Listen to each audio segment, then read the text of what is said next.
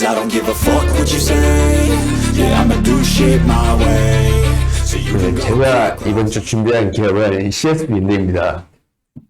이차 전지 주식들이 날아가는 것을 보면 뭔가 달리는 말에 올라타긴 그렇고, 그 다음 2차 전지의 넥스트 2차 전지 생각해 봤을 때 또 이 신재생 에너지 쪽의 얘기를 도 뭔가 가능성이 있을 수 있지 않을까 해서 그쪽에서 제일 또 대장주인 CS 윈드 한번 발표해 보겠습니다. 네, CS 윈드는 글로벌 네트워크를 갖춘 풍력 타워 전문 제작업체로 2006년에 설립되었고, 풍력 발전기를 구성하는 타워 제작 및 설치를 이제 주력 사업으로 영위를 하고 있습니다. 시총은 한 3조 정도 되고, 3월 10일 장마감 기준 주가가 한 73,000원 정도 됩니다. 네, 주요 고객사는 베스타스, 지멘스, GE, 노엑스 등 상위 4개 터빈 메이커이며 전체 매출의 90% 이상을 차지하고 있습니다. 유튜브를 링크를 클릭하시면 어떻게 이게 타워가 어떻게 설치를 되는지 이렇게 보실 수 있고,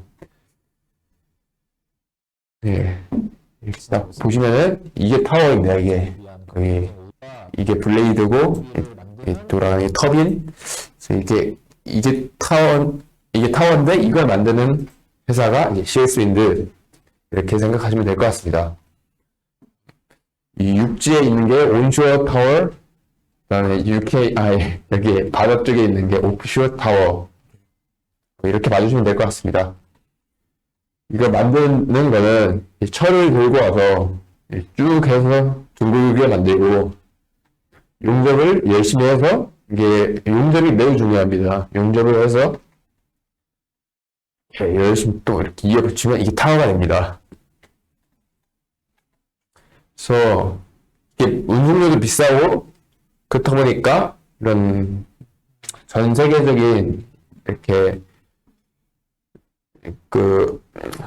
공장이 있는 CS 윈드가 굉장히 장점이 있다고 생각하시면 될 것 같습니다.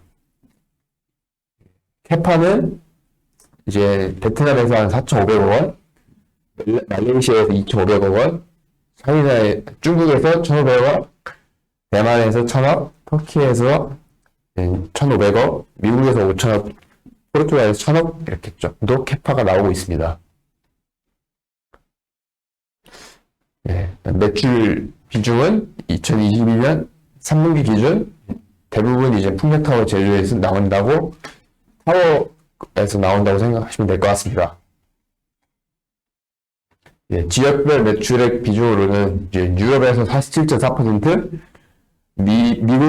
미주에서 34.3%, 아시아에서 18.3% 정도 나오고 있습니다. 지역별 매출액이 변하고, 현재 실적으로는 2022년 이제 1조 3,790억 매출, 영업이익 467억, 당기순이익은 마이너스 146억으로 적자 전환하였고, 지금 2022년 연간 수주 목표의 한 71% 정도를 이렇게 달성했습니다. 71.7% 정도밖에 달성하지 못한 이유로는 인플레이션과 공급망 이슈, 운송비 상승, 금리 부담 등이 그런 이유가 있었습니다. 최근에는 해상 풍력을 주력으로 시장 경쟁력을 강화하기 위해서 해상 풍력 타워 하부 구조물 사업도 새롭게 진출하려고 하고 있습니다.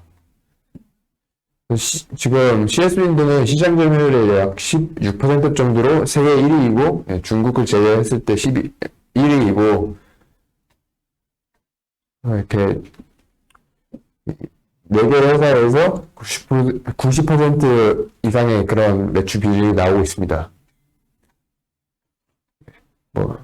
위에서 말씀드렸던 베스타스와 이렇게 합작 투자사를 설립하기도 하고, 같이 사진도 찍으시고 하면서 굉장히 좀 이렇게 협력을 강화해 가고 있고, 이렇게 지멘스와도 이렇게 장기 공급 계약 체결을 하면서 서로 협력을 이렇게 강화해 가고 있습니다.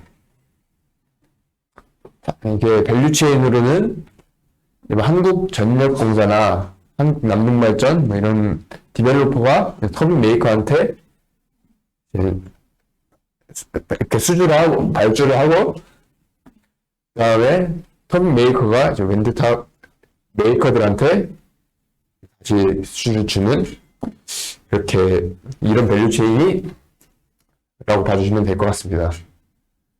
예, 이제 글로벌 풍력 시장은 2021년 역사상 두 번째로 높은 풍력 설치량을 기록한 데 이어서 2026년까지 연평균 6.6% 성장을 지속할 것으로 향후 5년간 육상 풍력은 연평균 6.1% 정도 성장을 통해 누적 466기가와트 규모의 신규 설치가 전망되면서 해상 풍력은 연평균 8.3% 성장으로 누적 90기가와트를 신규 설치가 전망되는 상황입니다. 2020년까지는 글로벌 풍력 발전은 육상 풍력 중심으로 성장하며 세계 각국의 투자 확대에 따라 급속한 성장세가 지속될 전망입니다. 지금까지는 좀 육상 위주로 좀 크게 성장해왔다면은 이게 풍력 발전기가 육상에 있다 보면은 크기의 제한도 있고, 그다음 좀 뭔가 반대하는 사람들도 많아서 이게 어느 정도 해상으로 가는 추세인데, 이 북해를 보시면은 이제 북해 해상 풍력은 30년 내에 2억 가구를 쓸 전기를 만들 정도로 북해 일대 국가들이 경쟁적으로 앞발을 풍력 터빈을 까면서 조만간 이곳이 원자력이나 화력 발전 등을 제치고 유럽의 최대 전력 공급처가 될 것이라는 전망까지 나오는 상황이고, 예, 이게 지금까지 육상 풍력이었다면 지금은 이제 가면 갈수록 분유식 해상 풍력으로 가는 그런 지금 이게 트렌드라고 봐주시면 될 것 같습니다. 육상 풍력과 해상 풍력의 차이점인데, 예, 육상 풍력은 뭐 공사 기간도 짧고 뭐 이런 장점이 있지만 소음, 설비 운반, 환경 훼손, 입지 제한 뭐 이런 걸로 인해서 좀 단점이 있고, 이런 거를 해결하기 위해서 먼 바람이 심해 설치하는 이런 부유식이 가면 갈수록 좀 트렌드로 지금 가고 있는 상황입니다. 예, 그래서 하부 구조물은 타워보다 시장 규모가 4배 정도 더 큰 상황이고, 현재 80% 이상이 위에서 말씀드렸던 이 모노파일, 예, 이런 모노파일형으로 지금 방식이지만, 이제 동서의 베트남 법인은 해상 하부 구조물 법인을 구축 중에 있으면서 2023년 본격 진출이 예상되는 그런 상황입니다. 국내의 경우 정부는 향후 부력식을 주력으로 계획하고 있고, 부력식은 위에서 말씀드렸던 것 같이 육지로부터 더 원거리 바다에 설치하기 때문에 민원적이나 바람세기 환경에 보다 더 유리한 게 사실 유리합니다. 하지만 아직 좀 기술로는 조금 힘든 건 없지 않아 있어서 기술적 진보가 조금 더 필요할 것으로 지금 보입니다. 네, 이렇게 보시면 될 것 같고, 예, 2025년까지 글로벌 누적 풍력 발전 설비 용량은 1249GW로서 20년 대비 60.3% 증가할 것으로 예상되고, 연평균 8.4% 정도 증가할 것으로 지금 예상이 되고 있습니다. 보시면 해상 풍력인데 35GW였던 반면에 2025년에는 2배, 거의 3배 가까운 성장을 보이는 105GW 정도로 큰 성장률을 보여줄 것으로 예상됩니다. 예, 글로벌의 연간 풍력 신규 설치 규모와 미국의 연간 풍력 신규 설치 규모도 2-3년부터 얘네도 해상이 쭉 성장을 하고, 예, 글로벌로도 이제 해상 풍력이 성장을 하는 이런 모습이라고 생각해 주시면 될 것 같습니다. 이제 풍력 타워의 경우에는 이제 판매 가격 변동 요인으로는 타워의 크기와 철강 시장 가격, 표면 처리 기준, 내정비 사항 등이 있고, 이런 효율적인 가동을 위한 양질의 발암 확보를 위해서 대형화되고 있는 추세입니다. 배당 평균 판매 단가 또한 증가를 할 것으로 전망이 되고 있습니다. 타워의 길이는 80m에서 160m, 무게는 200톤에서 600메가톤, 그 다음에 직경 4.5m에서 7m 정도로 굉장히 중량화, 대형화되는 추세이고, 아까 보셨던 것처럼 이 철을 이제 하는 거를 한 섹션이라고 하는데, 육상은 한 3개에서 5개, 해상은 5개에서 7개 섹션으로 구성이 됩니다. 그래서 풍력 발전 특성상 대형화될수록 원가도 줄어들고 발전 단가도 줄어들어서 수요와 공급 간 서로 윈윈하는 구조입니다. 그래서 글로벌 풍력 산업의 동향은 있는데 조금 발표가 길어질 것 같아서 이거는 이 히든잼스 카페에서 다운받아서 한번 읽어보시면 굉장히 도움이 될 것 같습니다. 경쟁사 대비 어떤 회사를 보유하고 있는지 보면은 풍력타워는 한 번 설치되면 20년 이상 외부의 기후, 환경적 요소에 노출되어서 무거운 중량과 지속적인 진동, 그런 거를 견뎌야 할 만큼 굉장히 견고해야 합니다. 아까 맨 처음에 말씀드렸던 것과 같이 용접 같은 기술이 굉장히 중요한 그런 기술이고, 이 풍력 발전기 업체들은 품질이 이미 검증된 우수한 전문 공급 업체를 선호할 수밖에 없는 그런 상황입니다. 경쟁사는 이렇게 있는데, 제가 경쟁사별로 또 점유율도 한번 그렇게 자료를 한번 찾아보려 했는데, 제 능력이 부족으로 뭔가 열심히 찾아봤지만 나오지 않아서 그거는 못 넣습니다. 그래서 다품종 수량 생산, 노동 지각적 산업이기 때문에 용접과 공정 등 근로자의 숙련도에 따라서 생산 효율성 개선 효과가 굉장히 뚜렷한 그런 특징을 보이고 있고, 이제 동사는 무사고, 지금까지 사고 경력이 한 번도 없고 무사고 경험과 노동력 숙련 측면에서 타자에 의해서 경쟁 우위에 있다고 회사에서 말하고 있습니다. 또한 위에서 또 말씀드렸던 것과 같이 부피가 매우 커서 운반하기에 좀 힘들기 때문에 생산 공정 입지가 매우 중요한데, 글로벌적으로 여러 공장에 들고 있어서 그런 것 또한 굉장히 좀 경쟁력이 있고, 또 기술력뿐 아니라 납품 이력과 평판도 매우 중요한 경쟁 요소입니다.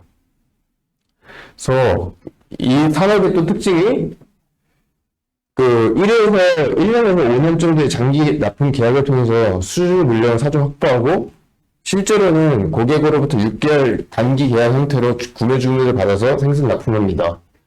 또 고객이 주문이 있으면 바로 2주에서 4주 내에 원자재를 확보하고, 동사는 원자재 가격 변동에 영향을 크게 받지 않는다는 그런 큰 특징이 있습니다. 그래서 철 가격이 좀 크게 올라도 어느 정도 70% 해당하는 금액을 원자재 비용 부담을 고객에게 전가할 수 있다는 그런 좀 특징이 있습니다.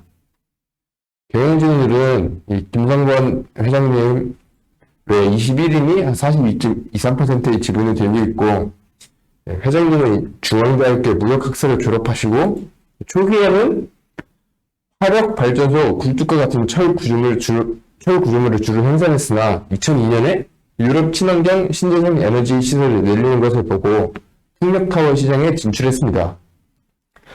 맨 주먹으로 사업을 시작해서 CS 윈드라는 이 풍력 발전 타워 제조 분야 세계 1위 기업을 키워낸 굉장히 능력이 있으신 회장님이시고, 임직원에게 혁신과 뚝심, 신중을 강조하면서 말 그대로 타워 같은 그런 경영의 마인드를 강조하고 계십니다. 그 다음에 작년부터 지분 상속 중인 것으로 지금 판단이 되는 상황입니다. 그래서 총 투자 포인트로는 이 미국의 미국 생산시설 확충으로 IRA 법안 수혜 예상이 되고, CS핀들은 미국 내 풍력타워 시장 점유율이 현재 30에서 40% 안팎에서 향후 55% 이상까지 끌어올리겠다는 그런 목표를 세우고 있고, 그런 CS 윈드 안팎에 따르면 지금 올해 IRA 법안에 따라서 생산세 공제에 따라 한 1,500억 원 규모의 보조금을 받을 수 있을 것으로 지금 예상이 되는 상황입니다. 네, 그래서 또한 이 풍력 산업의 성장에 1위 기업이니까 어느 정도 그게 투자 포인트라고 생각을 했고, 이 리스크 포인트를 말씀드리면은 러시아와 우크라이나 탈퇴 및 특정 프로젝트 지연으로 인해서 2021년에 비해 수익이 감소하였고, 또한 22년은 너무 업황이 안 좋았고 23년도 좋진 않을 것으로 지금 예상이 되는 상황입니다.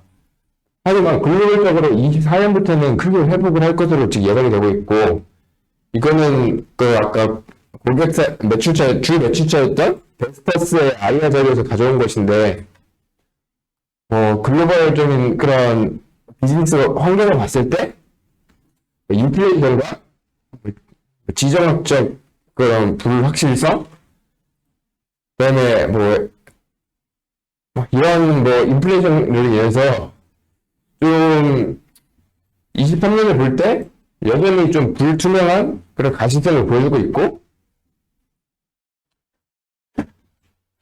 1년 전보다는 더 명확하고 나아졌지만 아직도 여전히 미지수라는 그런 산업 환경이 좀 있습니다. 또한 환율과 좀 영향이 크진 않지만 원자재 가격이 그런 영향이 있고, 각국의 정치 환경에 따라서 보조금 지급 여부나 정책 변화 등으로 인해서 어느 정도 사업의 환경이 바뀌기 때문에 그런 리스크가 있습니다. 또한 최근에 CS윈드가 4천억 자금 조달 추진을 한다는 이런 뉴스가 있었는데, 이 뉴스에 대해서는 CS윈드가 이 시비 반응 없다는 이런 정정 보도를 했습니다. 밸류에이션을 마지막으로 해보면 계속 쭉 성장을 해와서 2027년까지는 급속한 성장은 없었지만 2028년부터 60%, 거의 60%, 20% 이렇게 계속 성장을 해왔기 때문에, 또 지금 2022년 매출과 영업이익 당기 순이익은 나와서 이렇게 추정을 했고, 그러면은 그래도 2023년에 회사에서 또 매출이 한 1조 7천억 보고 있고 영업이익률이 한 7% 정도 보고 있다고 해서 당기 순이익도 2021년에 5% 정도 하길래 5% 정도 가정을 했습니다. 그렇게 되면은 끌고, 그 다음에 위에서 말씀드렸던 것과 같이 그 산업의 성장이 굉장히 좀 가팔라서 또한 2024년에는 좀 본격적으로 가파르게 것으로 예상이 되기 때문에 한 30%, 2025년에는 그래도 20%를 가정을 했습니다. 또 현재 포워드 PER은 2023년 기준 한 34배, 2024년 기준 26배, 2025년 기준 22배 정도라고 저는 판단을 했습니다. 올해 그 적자 전환 이후로는 튀르키예의 높은 물가 상승률 속에서 리라화가 폭락을 하면서 관련 손실 반영으로 튀르키예 법인에서 100억이 넘는 적자가 발생했고, 그 외에도 포르투갈 범위 회계 처리 방식 변경에 따른 그런 비용과 말레이시아 법인 제한 비용 등도 좀 영향을 끼쳤습니다. 이건 PER 차트와 PBR 차트입니다.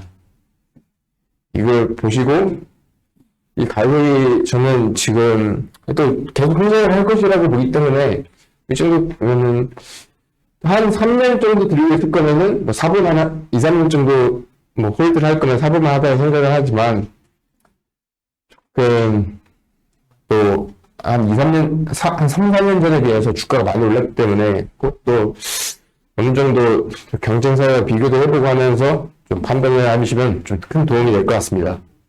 그럼 여기는 제 블로그는 아닌데 또 여기 주식 담당자가 통화한 좀 많은 내용이 이렇게 있길래 블로그를 또 첨부 한번 해봤습니다.